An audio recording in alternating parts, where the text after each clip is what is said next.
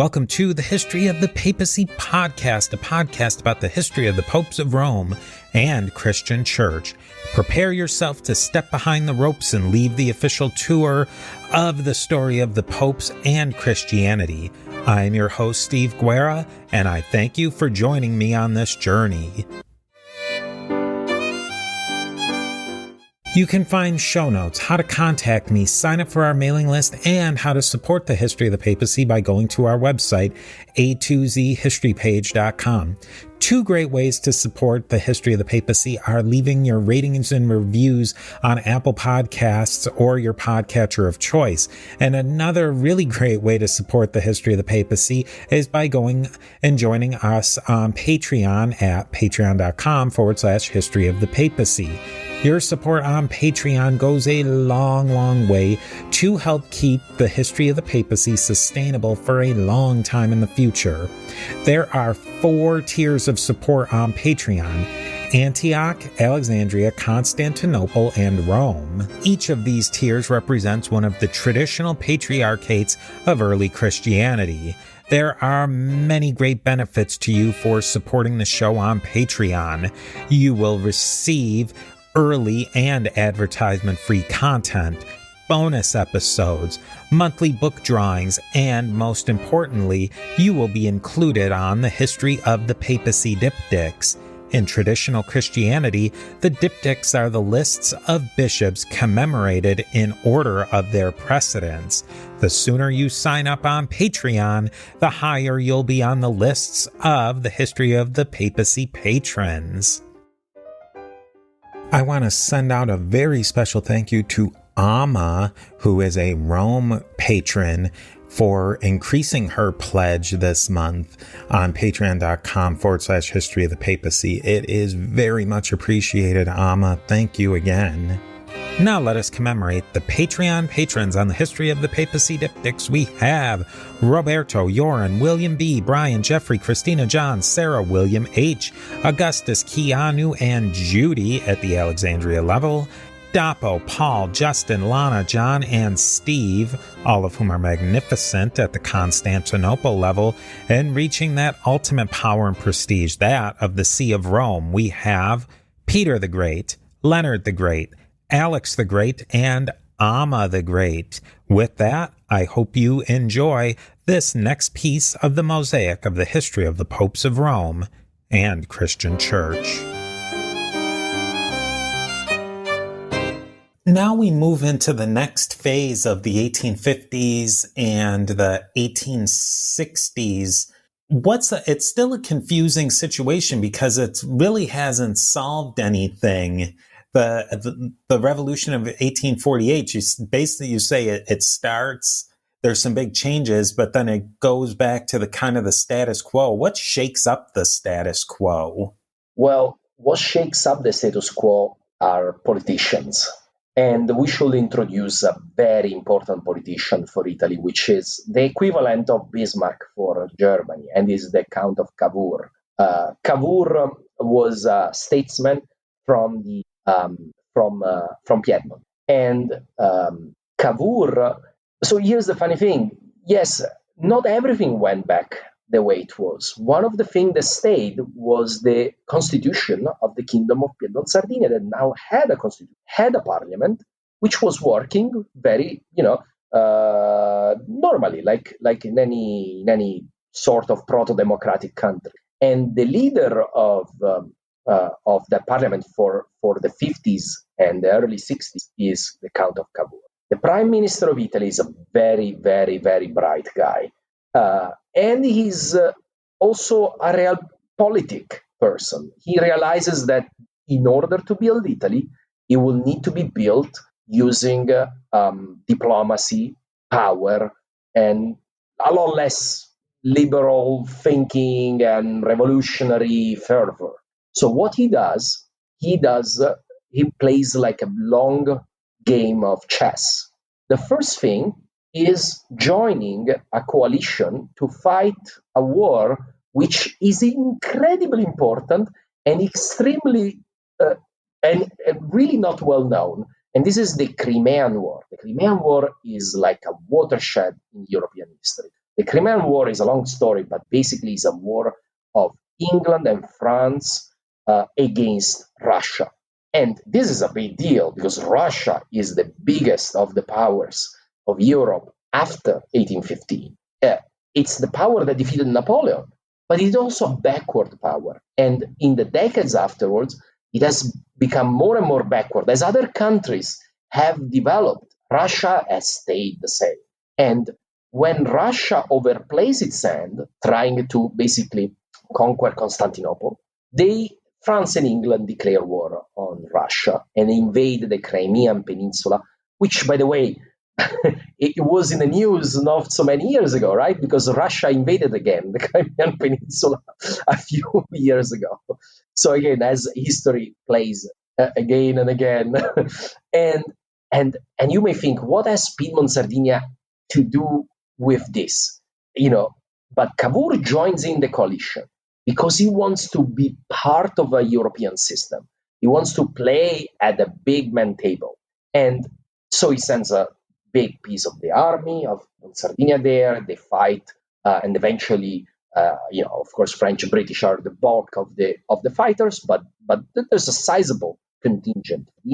When they win at the Conference of Peace, Cavour maneuvers to ally with Napoleon III, and he says, you have a great option here. You can kick the Austrians out of Italy, and then basically goes without saying that Italy will become more in the sphere of influence of France because, and this is how you play Napoleon III, which wasn't a particularly bright guy.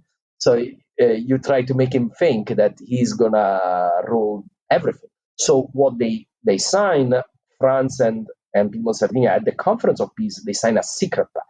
The secret pact says that if Piedmont Sardinia is attacked by Austria, then France would come to the and they will fight together a war against Austria.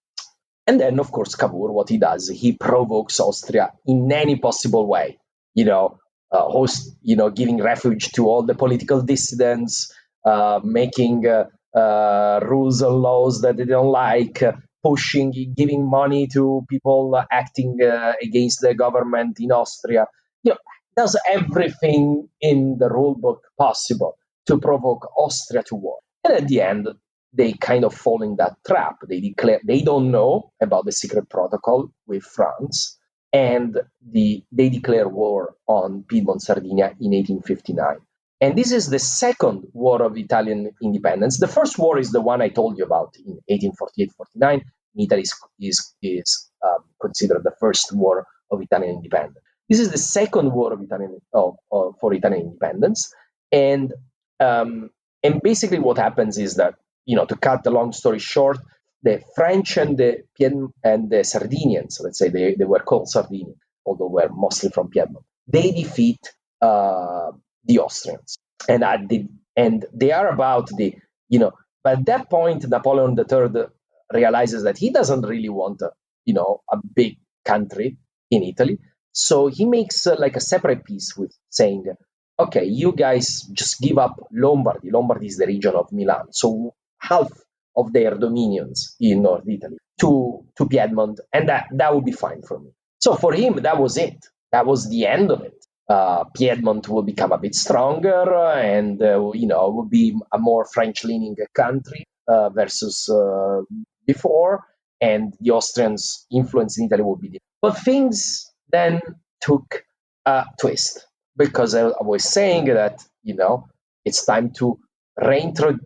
I mean, I already talked about him, but really talk about the third great Italian of this time, which is Garibaldi. Garibaldi is called the hero of the two wars because he fought in any possible war in Europe and in South America. When he was exiled in 1848, he went to South America, and there he fought several wars in that continent, and he was a hero there. He got a wonderful wife, Anita Garibaldi, famous everywhere in Italy, and came back wearing a poncho, Argentinian poncho. That was his style. Everybody know him for wearing this poncho.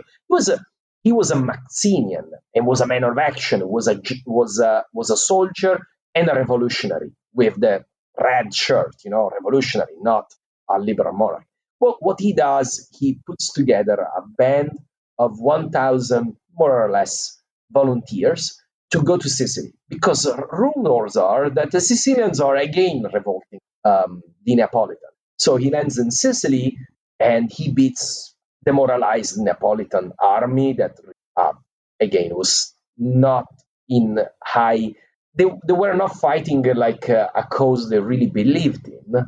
At least some of them. Some will actually hold out for a long time. So anyway, he defeats them in Sicily, conquers Sicily, and then he marches on the continent, and then he marches north, and then defeats the Neapolitans again, until a point where he conquers Naples, and the king of Naples basically has to fly away, has to leave. At that point, Cavour realizes that this is a great opportunity. And, he also wants to avoid Garibaldi declaring a republic of, whatever, of South Italy. So what he does, he calls in the Piedmontese army and he tells them to march towards the south of Italy to meet with Garibaldi. And this could have turned out in several different ways. There could have been a civil war between the monarchists and the republicans. So if the people would have not handled this, well.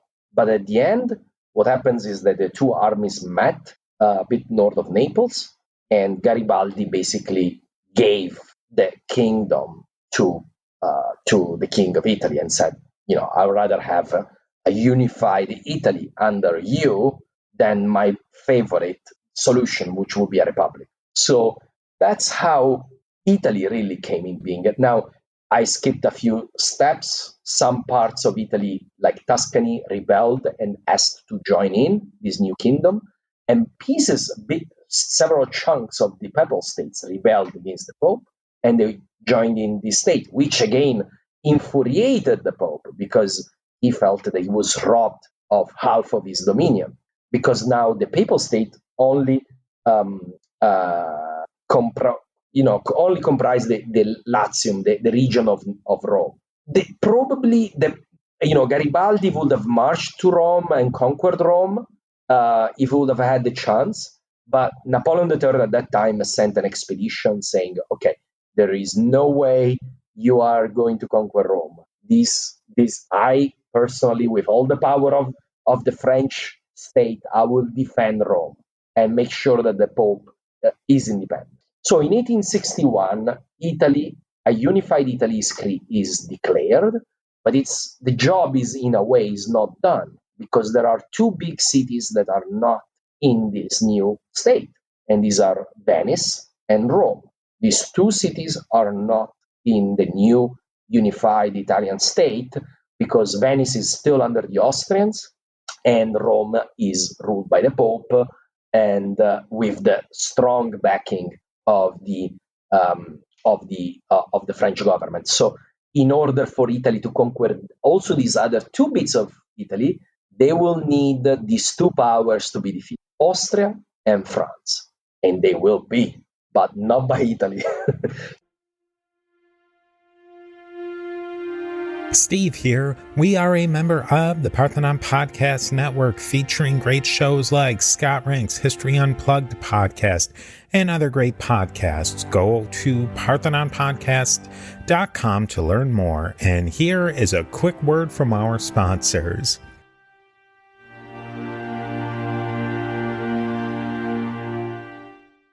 In Venice, the main problem or the main power that they're fighting is Austria. So maybe we'll start with them, how Venice gets brought into the Italian unification. Yeah, so here's where the story of the Italian and German unification really intertwine, because the Prussia had created basically what was the strongest power of Germany, Northern. They had created basically kind of a confederation in Northern Germany, but they knew that the only way to get that going seriously would be to defeat the Austrians, because the Austrians were always playing in the German politics to avoid Prussia getting too much of Germany. So, but they want to have allies in this war, and of course, here is where Bismarck makes an alliance with the new Italian state. saying, okay, we will attack at the same time Austria, and you will get Venice, and we will defeat the Austrians and get to unify Italy, unify Germany. So this war starts only 5 years later, in 1866, and by Italians is called the Third War of Independence. Everybody else knows it as the Prussian-Austrian War. Basically, the new army of the Italian state, starting a long tradition, they don't perform particularly well. They actually defeated both on the Adriatic, the fleet, and the army is defeated as well by the Austrians. But they distract enough the Austrians, I guess, to contribute to the total trashing that the Austrians get from Bismarck and what we can start calling the Germans. So after this war, basically Austria. This is a thing like a slap in the face of Italy. They say, we will give Venice to you, to the Germans. They say, we'll give it to you. We don't want to give it to the Italians. They didn't beat us, so we'll give it to you. And then Germany, of course, Bismarck gives it back to Italy as a sign of thanks for joining in the effort of the war. So that's how Venice gets folded into the Italian state. Important note, the border, though, was not where it is today, because two pieces that form today Italy still remain in Austrian hands. And this is the region that today is called the Trentino Alto Adige, and it is where Trent and Bolzano, Bozen are.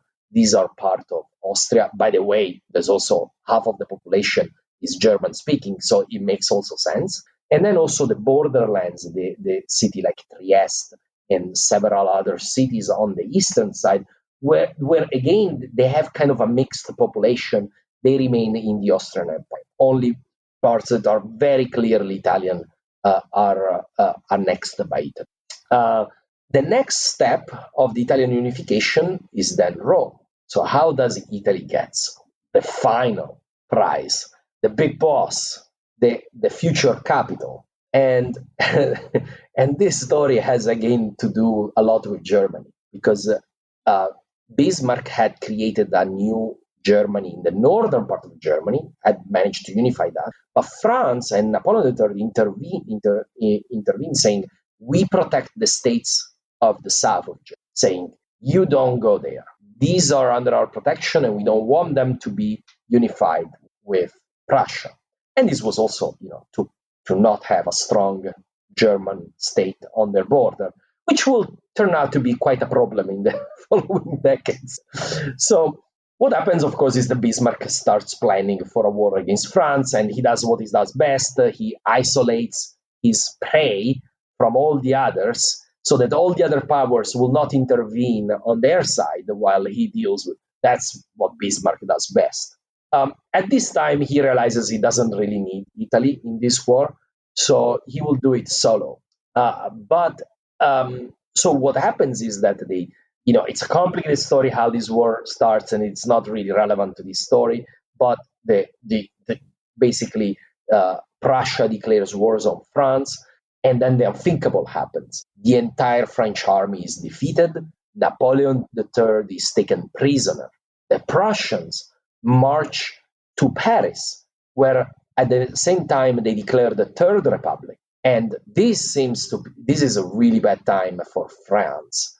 At the point that the German Empire is declared in the room. If you have been to Versailles, you know the mirror room is the most splendid room of Versailles. And there, the Germans declare the German Empire. They have gotten to Versailles, the symbol of the French monarchy. Which again, this is all you need to know to understand the First and the Second World War. That's how, it's to avenge this that the First World War starts. Anyway, so the French are in no position to defend Rome at this point, and they withdraw their contingent in Rome. They needed to fight the Germans. At this point, King Victor Emmanuel, the king of Piedmont Sardinia, I can't believe I went all the way till now without naming him. But anyway, this was the successor to Albert that had lost the first war of independence, and after him, King Victor Emmanuel II became. So, and the funny thing is, he became king of Italy, but he didn't become king. Victor Emmanuel I of Italy. No, he kept the second, like saying, okay, no, it's just my same kingdom, just a bit larger. And he sends the army to take Rome.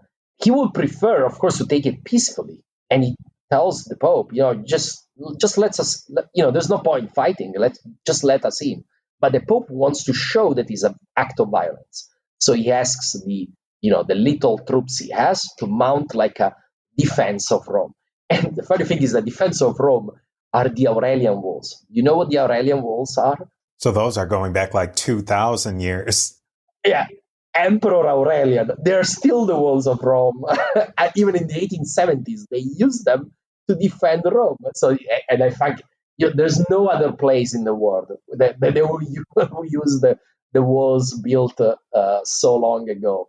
Anyway, so at one of the gates of Rome, famous in Italy, it's called Porta Pia. If you go to Italy, you'll see a lot of Via Porta Pia, Largo Porta Pia, or you will see also a lot of Via 20 Settembre, 20th of September, because the 20th of September, 1870, the Italian army attacks Porta Pia, makes a hole in the Aurelian wall, and after a brief fight, they conquer Rome. The Pope declares himself prisoner in the palace, in the Vatican Palace. Says, I'm a prisoner of the Italian state.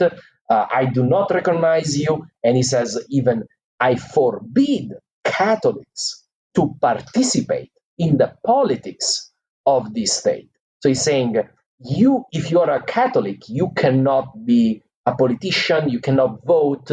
It's forbidden for you to form a party. So the new Italian state, for example, will not have a Catholic party, which is very curious for such a strongly Catholic country like Italy for many, many decades, because the papacy, Pope Pius, but then also his successor, will not recognize the Italian state, and they will close himself in the palace saying, we are prisoners. And the funny thing is that the government, the kingdom, they declared a law saying, we give you all these rights. You have all these rights. You are really autonomous, and you have even funds from the coffers of the Italian state. We'll give it to you, and we'll grant it to you. We will form like a small sort of a police for the Vatican. At this time, there is no Vatican state, because again, the papacy and Italy are fighting. Formally speaking, of course, there's no real fight, military speaking. But they are not recognized. The Pope is not recognizing it, and there is no Vatican state. But Italy kind of creates like a police for the area of the Pope, saying, this is for you, Pope, and the Pope refuses to say that it's his. He says, no, that would be recognized in the Italian state. So you can say it's mine, but it's not mine. So I don't want anything to it. So that's at the end of the life of Pope Pius. As you can see, he has moved to be one of the big, and he became, I think, very bitter against this whole concept of liberalism that had destroyed his world. And he really opposed it towards the end of his life, and he really despised it. And he would consider himself prisoner until his last breath. That's where we end up, and that's the unification of Italy right there. Maybe what's the fallout of all of this? Because Italy is still a country that, even though it's been unified, it has, like you said, different dialects, different countries inside of this country that felt themselves of having a history and a culture and a country.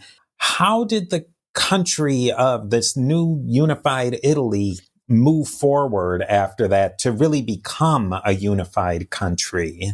Well, it's a process, and many will say it's not a complete process still today. Although I will say that most of that unification is done by now. But famously, Cavour said, after unification, said, "We have made Italy. Now we shall make the Italians." So there is no Italians yet. They had to build an education system that would be universal for everyone.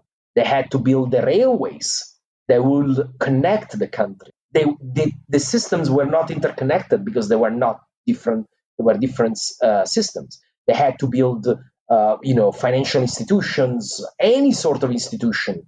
At the beginning, I would say it was a very, very complex process. There was a lot of resistance to it, especially in the south, where we have a famous movement called the Brigands, the Briganti. They were basically outlaws fighting this new liberal, anti-clerical, because even the monarchists were a bit anti-clerical, especially after the Pope said that they didn't want anything with them, so they became even more anti-clerical, which rubbed some feathers in the south.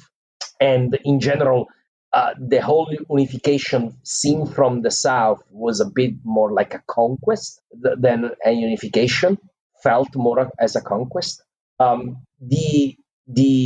So that created scars, which are still here today. There's still people today in southern Italy that say that they call themselves Neo-Borbonici.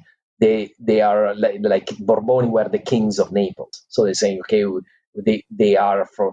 They don't want really probably to split Italy, but they really despise the way Italy was built by the Northerners. So that's a big fallout, huge fallout of this process. For many, many decades, Italy was fairly backward and uneducated. So because many states had neglected a modern education, so it took a long time to get people educated. It took a long time to start getting a real industrial revolution. Again, compare it to America. America went through the same years I talked about when Italy was unifying. America was disunifying or trying to disunify with the Civil War. But America had several decades of economical boom prior of that and after that, where you had a huge industrial boom, which fueled an extraordinary building of that. Italy was unified, but it didn't have natural resources and had a long road to make before becoming a modern country. Everything had to be built from scratch, and there were also several mistakes made. So the real industrial revolution in Italy only starts in the 1880s, 1890s, so very late by European standards.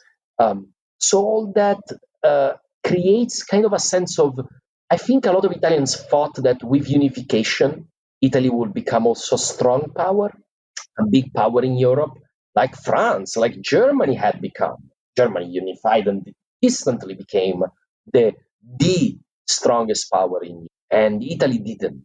And that created frustration and a simmering frustration, which will eventually lead to the First World War. And then, paradoxically, after that victory, to dictatorship, because that victory felt like, again, it was not enough. Not enough, and and it was paid with a very, very high price. And all the complication of the war led to this terrible, terrible thing that Italy invented, which is fascism, which is really the blueprint. In Russia, for example, I know Russia well because my wife is from Russia. They don't call the regimes of Germany Nazism; they call it fascism because that's how the blueprint was from Italy. And I think kind of this unfinished business of national unification and building, a nation building. Some people felt that you needed to have this strong dictatorship in order to do it, to get the job done, which of course they didn't, and created more misery. But this is also, I think, in a way, part of the aftermath. Another thing is that Italy was a very different country, north to south, as you said, and still is. And the Piedmontese and the northern Italians, they really felt that they wanted to have a state like France, unified, strong government, which I think really did not fit Italy as it was. Not, it's not surprising. It's not a coincidence that Germany instead chose a federal form of government and still has a one. Because again, Germany has a similar history, and they realized that they could not have a centralized form of government like France or Britain. And Italy chose instead the path of trying the French system, but it's like squaring a circle a bit. And that also created some fallouts. I don't want to sound too gloomy, but it was a lot of good done, and a lot of advancement that would have not been possible if Italy had remained a patchwork of separate, fairly backward countries. So it's not all doom and gloom. Progress was made, but I have the feeling that the patriots of the 1860s, they thought that the progress would have been easier and faster. Steve here again with a quick word from our sponsors. Has there been a change in how Italians view this time period since between like how you were educated and how your generation felt about it than maybe your parents or your grandparents? Has there been a change, or is it still seen as maybe a monumental time period that created the country that Italy is today? And this maybe will surprise you. But this was really felt like a heroic moment of Italian history only until the fascism. The Second World War was such a discontinuity in Italian history in so many ways that people after the Second World War related to this period a lot less. And in general, nationalism had been so lost so much appeal after the war because of what had happened. Italy was the least important, but was still one of the three powers of the Axis. So after the war, there was a guilt about that, and the whole rhetoric of national unity. And we have to build a strong Italy, that felt like had led to a disaster that nobody wanted to really look at. Things have changed since, I will say. So the Italian of after the Second World War really looked up more at the resistance against the German occupation in Second World War as a new founding of the country. And again, you can talk a lot about that too. It's not part of this topic, but I will say that kind of removed the direct connection to this past. And more recently, there has been, let's say, more rediscovery, as with a bit of more sense of the importance of this period. But for example, the date when Italy was declared a unified country is not a national holiday. Oh, and it was only a national holiday in the 150 year. So when it was 150 years in 2011. And extraordinarily, they declared it a national holiday only for that year. But it is not a national holiday. It's not like the 4th of July for Americans, which, if you think about, it's almost one century before. So when we say, America is a young country, depends. As an uninterrupted form of government is very long. And Americans still feel so strongly about the 4th of July, 1776, and all that, in a way that Italians, I don't think, feel about the Risorgimento, which is more recent. So it's complicated. My short answer is that it's complicated. I would say some people in Italy will tell you that it's, yes, of course, Risorgimento is great. Some people will tell you that Risorgimento is horrible. And that tells you everything you need to know.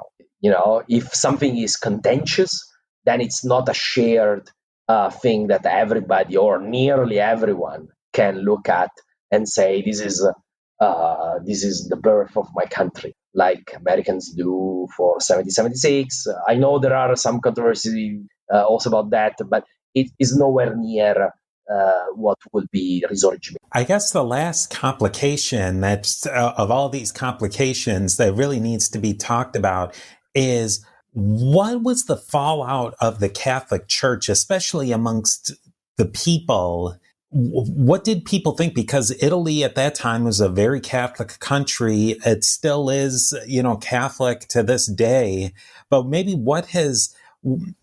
how was the church's image tarnished after this point? Did it ever regain its what the people's connection to the church was? Was it? I mean, it couldn't have been completely severed because they're still Catholics and people go to church and that sort of thing. But it must have had some impact on the church amongst people.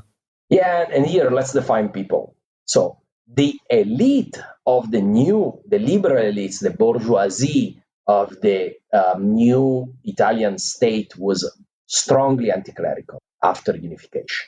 And for many decades, there were no Christian political parties. There were not very strong Catholics in government for many, many decades. I mean, there were, of course, Catholics, but they were fairly anti-clerical.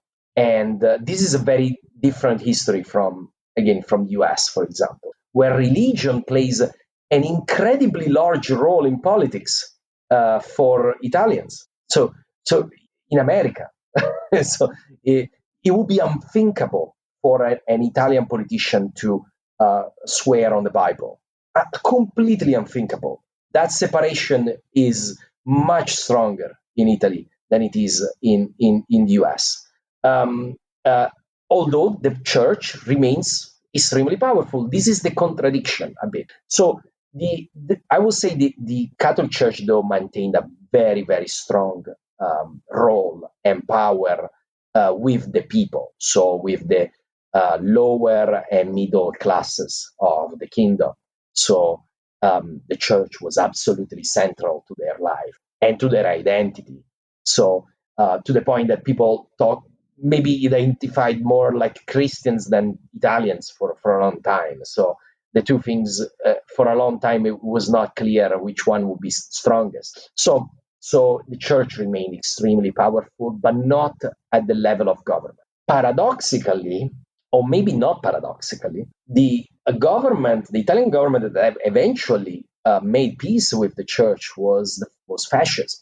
And Mussolini was in 1929 signed the Lateran Pacts with the church, which basically brought to an end and which had become less and less acrimonious, by the way, the relationship as years went by.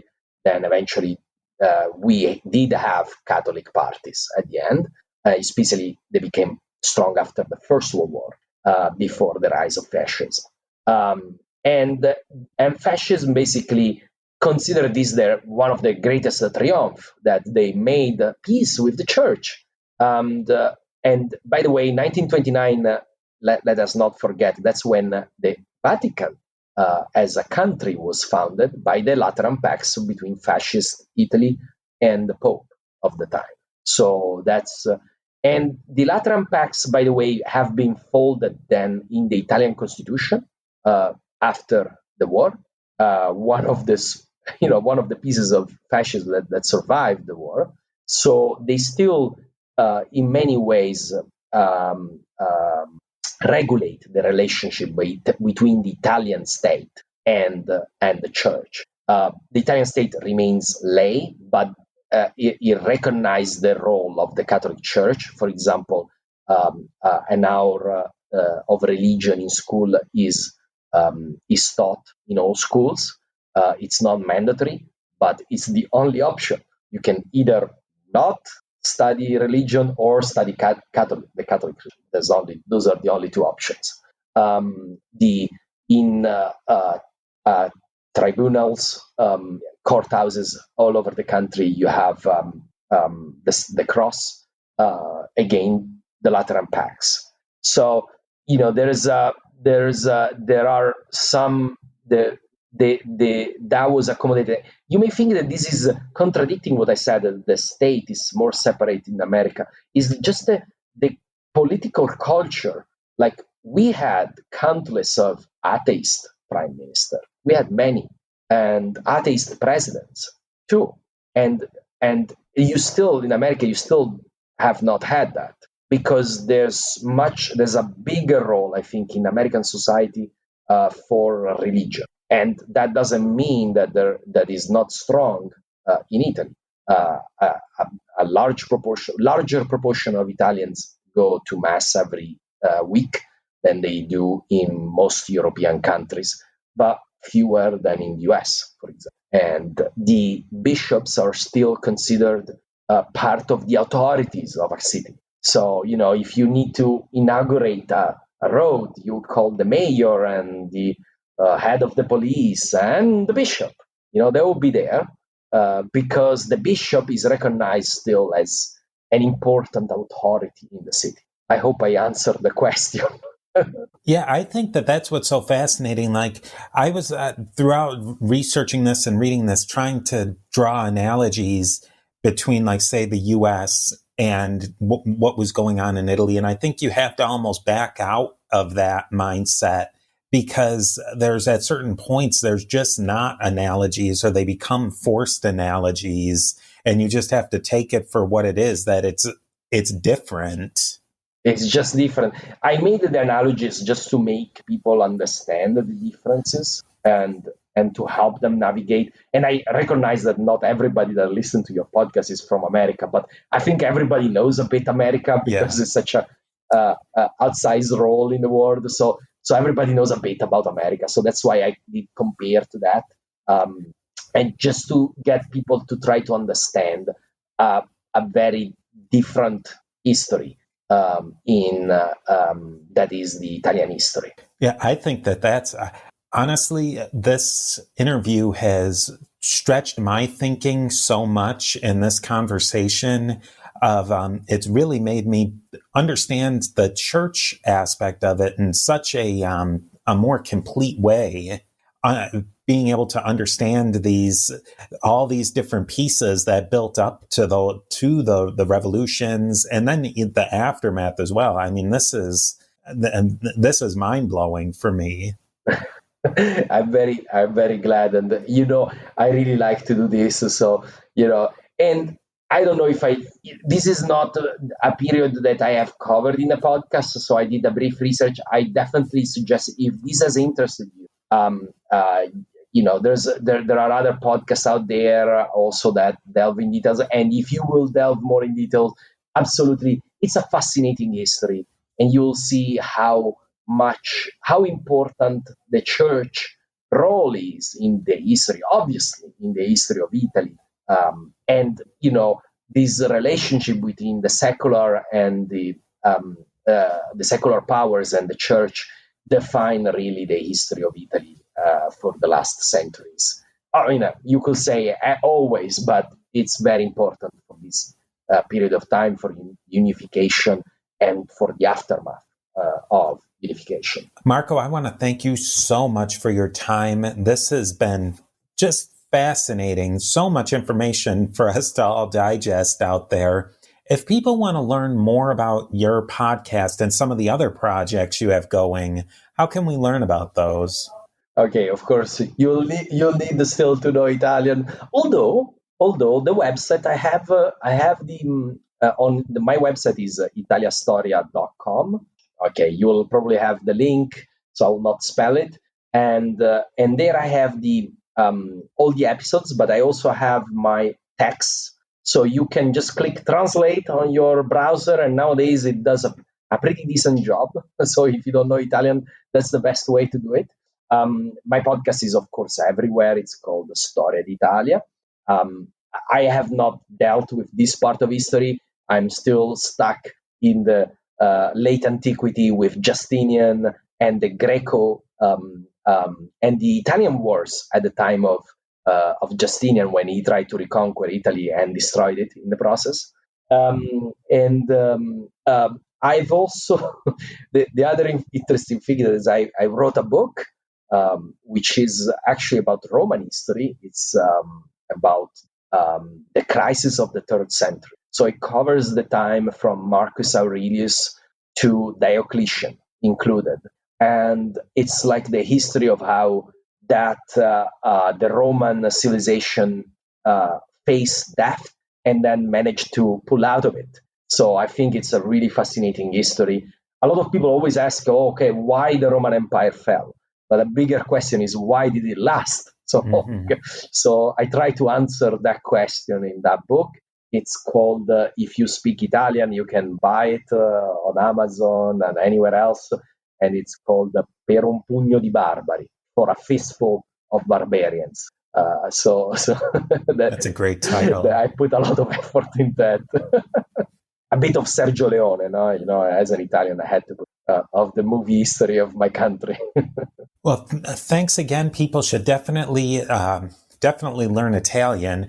But like you said, there's so much of the content that you do, especially on social media and your website, that people who don't even speak Italian can get a really decent taste of what you're doing. So I definitely highly suggest people go check all that stuff out.